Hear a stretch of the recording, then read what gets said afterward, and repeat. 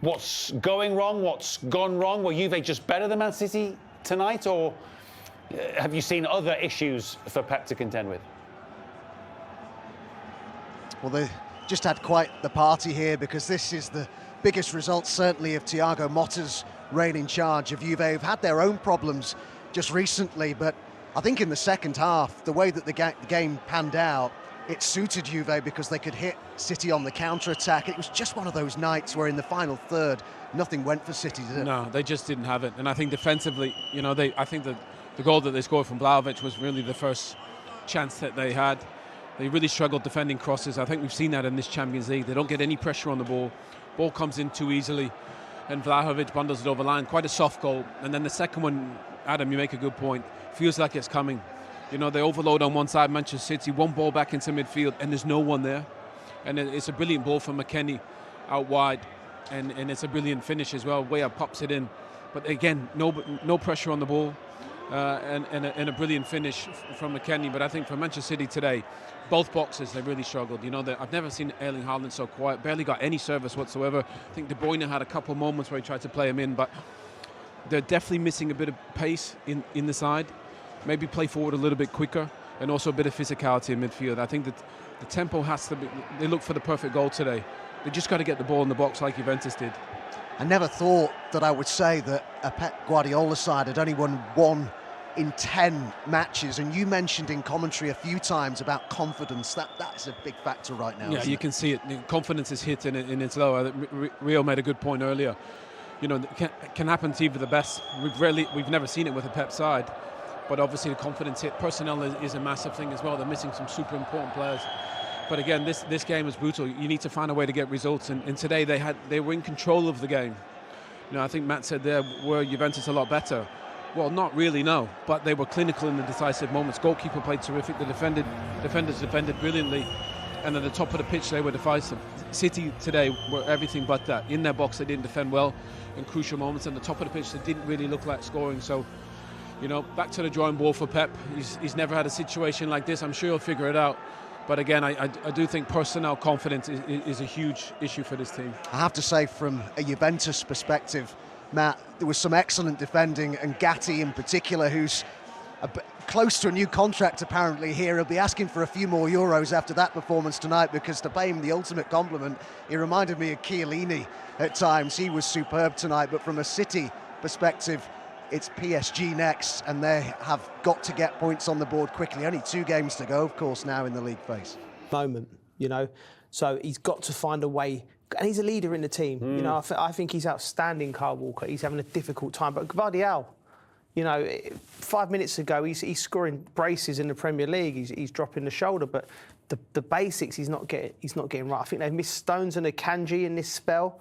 Obviously Rodri, so teams are just breaking them. The teams know if we keep it tight, we're going to have opportunities to break on them, like what McKennie did for the second goal. The rebuild will be athletes. Yeah, more legs needed in the midfield. Intensity, that's what they've lost as well, and a Pep team can't play without. How's it happen so quick? Why is it so fast? Well, it can happen. I mean, do you remember when Liverpool lost Fabinho and his legs went overnight? Jordan Henderson the same.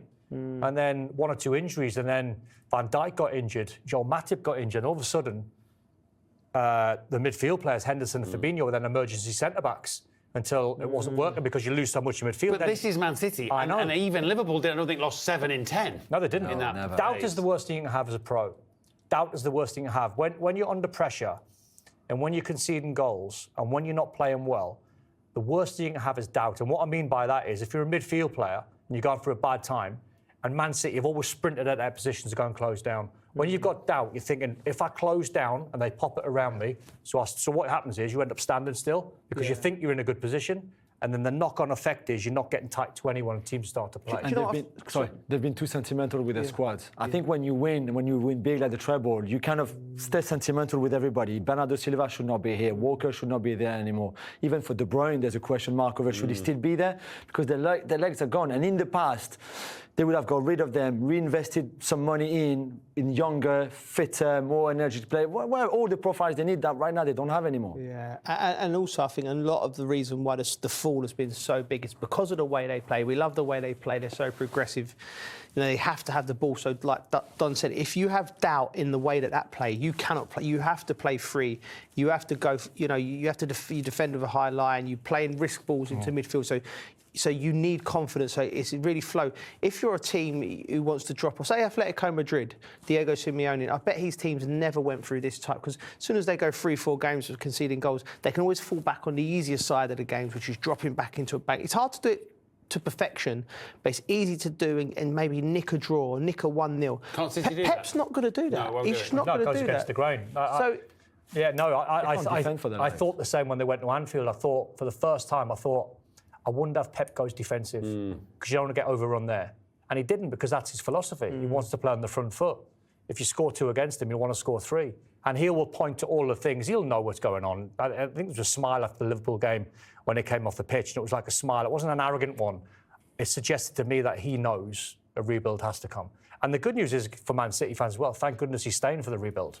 Yeah, he certainly signed up for that, hasn't he, with the new contract. Obviously, we invite your views and questions, and there'll be plenty from Man City fans and fans generally. I mean, look at this one from John. City's defence lacking cohesiveness. Is the team just missing Rodri, or is Pep's time up soon? Both questions don't have answers that bring much confidence. The only thing I would say about Pep, and is he the right guy for this rebuild? He said it himself yesterday. We were talking about his press conference, saying he's already tired, to the point that he said he can't take another club team and go over the process of building teams and his philosophy, etc.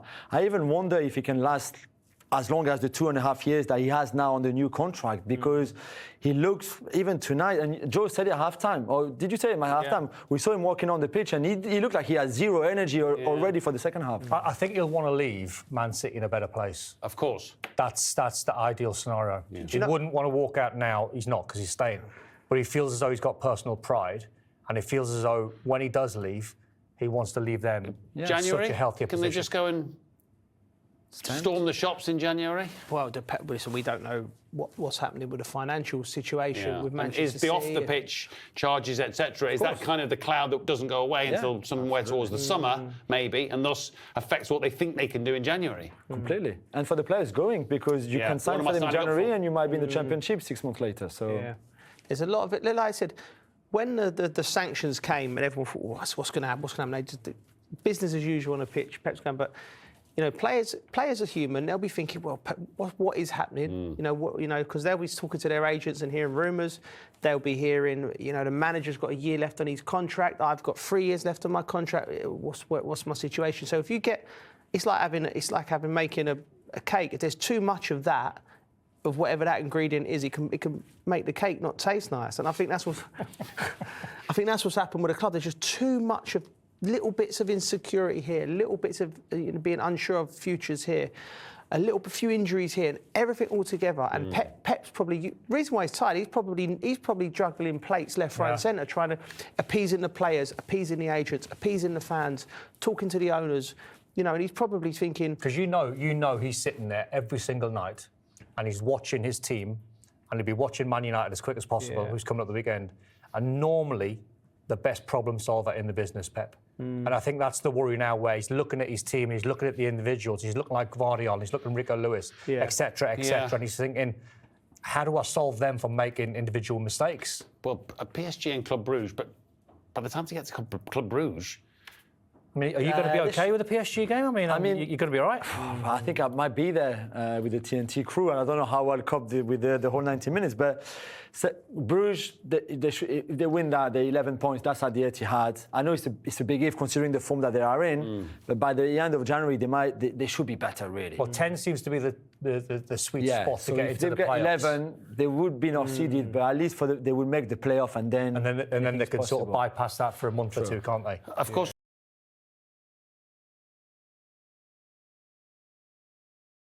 Just